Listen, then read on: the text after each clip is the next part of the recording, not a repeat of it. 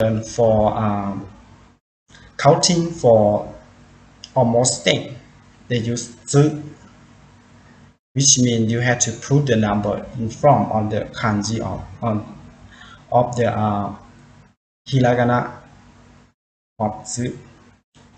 As you see in the picture, they used to count for almost all, but up to 10, such as apple, hamburger, cake, eraser, and more, as you see in the picture. Let's go to look at some example. 一つ, which means one thing. 二つ, two things. 三つ, three things. 四つ, four things. 五つ, five things. 六つ, six things. 七つ, seven things. 八つ, eight things. 九つ, nine things. 十と, which means 10 things. For the use of つ, it had a special sound.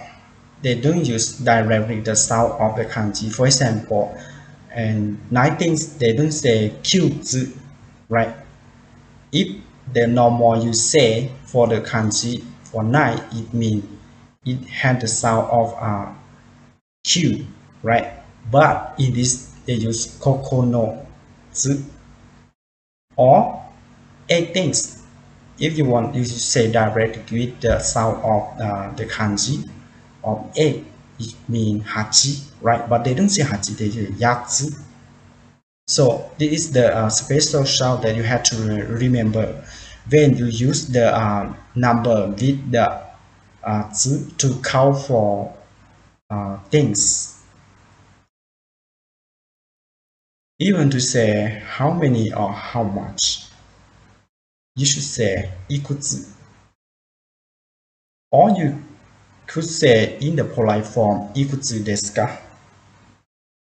Iku Tsu desu ka? Something like that.